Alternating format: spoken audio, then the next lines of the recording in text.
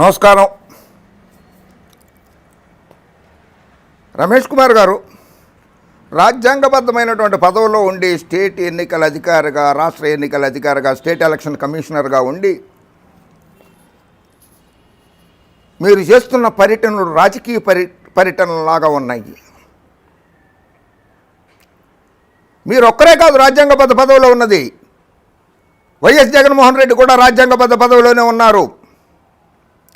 మంత్రులు పెద్దిరెడ్డి రామచంద్రారెడ్డి గారు, మంత్రి బొత్స సత్యనారాయణ గారు కూడా రాజ్యాంగబద్ధమైన పదవిలోనే ఉన్నారు. Article 243K, article 243K, article 243E ఒక్కటే కాదు రాజ్యాంగంలో రాసి ఉన్నది. రాజ్యాంగంలో 540 అధికరణలు ఉన్నాయి. అందులో 243K ఒకటే. విస్తృత అధికారాలు మీకెన్ని ఉన్నాయో గవర్నర్ గారికి కూడా విస్తృత అధికారాలే ఉన్నాయి. అయినా మీరు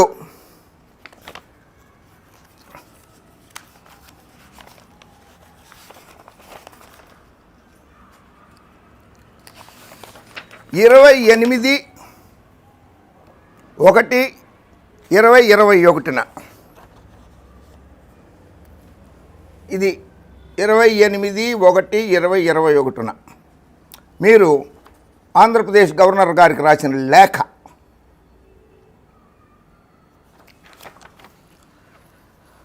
డివో letter number 67/SEC-B2/2021 dated 28/1/2021. Your excellency. అందులో notwithstanding the above, minister Shri Peddireddy Ramachandra Reddy and Shri Botsa Satyanarayana have attacked me in violation of the Lakshmana Rekha, I mean model code of conduct.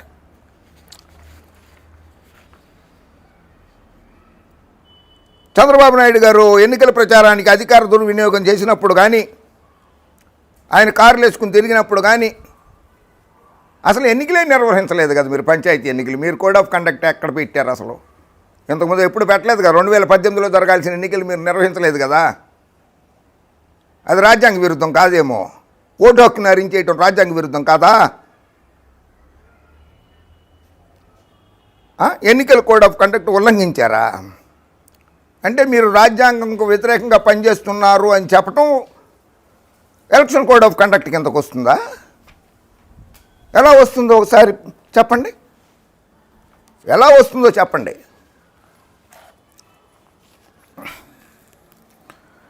Much worse is the case of Sri Sajjala Ramakrishna Reddy, who is an advisor in the rank of cabinet minister, who attacked me from the premises of the party office in what is purely a political attack. Okay.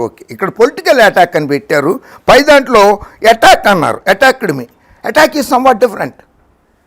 Allegations are somewhat different. Attack అంటే కొట్టేశారు, తిట్టేశారు అని అర్థం వస్తుంది, దాడి చేశారు అని అర్థం వస్తుంది అటాక్ అంటే. బొత్స సత్యనారాయణ గారును పెద్దిరెడ్డి రామచంద్రారెడ్డి గారు మీ మీద దాడి చేయలేదు. అక్కడ పొలిటికల్ అన్న పదాన్ని వాడలేదు మీరు. కింద సజ్జల రామకృష్ణారెడ్డి గారి దగ్గరికి వచ్చేసరికి పొలిటికల్ అటాక్ అన్నారు. ఇది కరెక్ట్ అయిన పదం.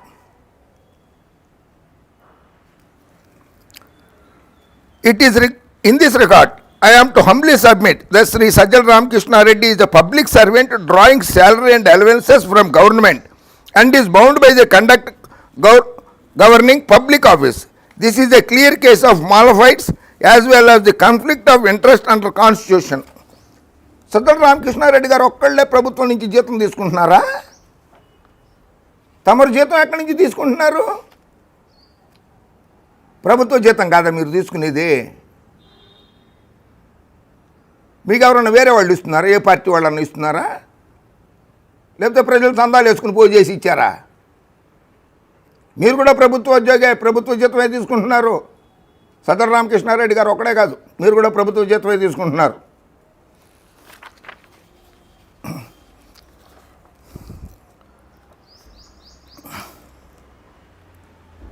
I request you to refer the whole episode for highest legal opinion, preferably that of Attorney General of India, as I have no confidence in the office of the Advocate General of the Government of Andhra Pradesh.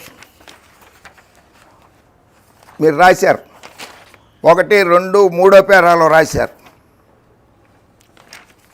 Attorney general గారు కూడా రాజ్యాంగబద్ధమైన పదవి అది. ఆయన మీద మీరు no కాన్ఫిడెన్సా? Sriram గారు సౌమ్యులు, చాలా మంచివారు, అనుభవజ్ఞులు. అటువంటి శ్రీరామ్ గారి మీద నో కాన్ఫిడెన్స్. ఆయన కూడా రాజ్యాంగబద్ధమైన పదవులే ఉన్నారు కదా, ఆయన మీద మీరు ఎట్లా అన్నారో విశ్వాసం లేదని, మీ మీద విశ్వాసం లేదు అని చెప్పి ఏ రాజకీయ పార్టీ అనకూడదు, ముఖ్యమంత్రి గారు అనకూడదు, మంత్రులు అనకూడదు, క్యాబినెట్ ర్యాంక్ హోదాలో ఉన్నటువంటి ప్రభుత్వ సలహాదారులు అనకూడదు, ప్రజలు అనకూడదు, శాసనసభ్యులు అనకూడదు, రాజ్యసభ సభ్యులు అనకూడదు, లోక్సభ సభ్యులు అనకూడదు. పైనుంచి ఊడిపడిపోయారేటి రాజ్యాంగబద్ధ పదవి అనేసరికి. మీరు మాత్రం రాజ్యాంగబద్ధ పదవిలో ఉన్న అడ్వకేట్ జనరల్ మీద నాకు కాన్ఫిడెన్స్ లేదు, విశ్వాసం లేదు అని ఇచ్చా. ఇది రాజ్యాంగంలో ఎక్కడ రాసి ఉందో చెప్పండి? ఏ అధికరణ కింద ఉంది ఇది?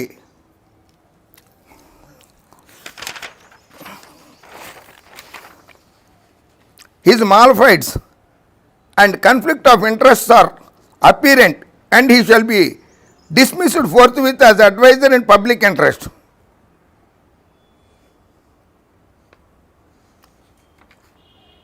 అడ్వకేట్ జనరల్ గారిని డిస్మిస్ చేసేయాలా?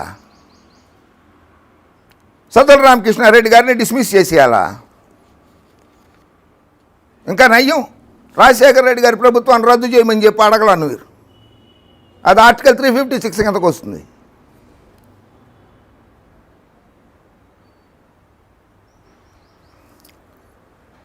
స్పీకర్ గారి మీద కూడా దుమ్మెత్తిపోసారుగా మీరు.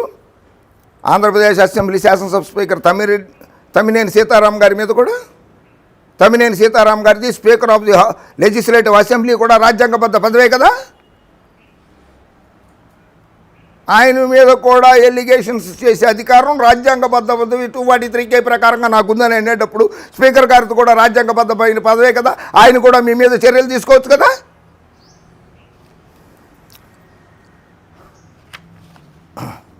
The statements of Shri Vijayasai Reddy second పేజీలో మీరు రాసిన లేఖ రెండో పేజీలో, the statements of Shri Vijayasai Reddy member of parliament are also numerous and in violation of code of conduct. Vijayasai Reddy గారు చేసిన వ్యాఖ్యలు కూడా కోడ్ ఆఫ్ కండక్ట్ కిందకు వస్తాయి. ఎంతమంది నోళ్ళు మూయిద్దాం అనుకుంటావో మీరు? ముఖ్యమంత్రి గారిది గవర్నర్ గారికి లేఖ రాస్తూ నేను కోర్టుకి వెళ్తానని చెప్పి గవర్నర్ గారిని బెదిరిస్తావు. గవర్నర్ గారు కూడా రాజ్యాంగబద్ధమైన పదవిలో ఉన్నాయనే కదా, ఆయన్ని కూడా బెదిరిస్తారా? రాజ్యాంగబద్ధ పదవిలోనే కదా ఉన్నది ఆయన. అంటే బ్లాక్మెయిలింగ్ యాటిట్యూడా? గవర్నర్ గారు నోరు మూయిద్దాం అనుకుంటావు, చీఫ్ మినిస్టర్ గారు నోరు మూయిద్దాం అనుకుంటావు, ముఖ్యమంత్రి గారు నోరు మూయిద్దాం అనుకుంటావు, speaker of the assembly Tammineni Sitaram గారు నోరు మూయిద్దాం అనుకుంటావు, మంత్రులు బొత్స సత్యనారాయణ, మంత్రి పెద్దిరెడ్డి రామచంద్రారెడ్డి గారు వాళ్ళ నోరులు మూయిద్దాం అనుకుంటావు, ఎంపీ విజయసాయి రెడ్డి గారు నోరు మూయిద్దాం అనుకుంటావు, లోక్సభ సభ్యులు, రాజ్యసభ సభ్యులు, ఎమ్మెల్యేలు, మంత్రులు, గవర్నరు, ముఖ్యమంత్రి అందరి నోళ్ళు మూయించేద్దాం అనుకుంటావా? 243కి అందరి నోళ్ళు మూయించేసామని చెప్పిందా? ఎన్నికలు నిర్వహించమని చెప్పింది, సజావుగా నిర్వహించమని చెప్పింది, పక్షపాతం లేకుండా నిర్వహించమని చెప్పింది. మీ అంతటి మీరుగా యాప్ ఒకటి తయారు చేశారు కదా, ఎక్కడ చేయించారు దాన్ని?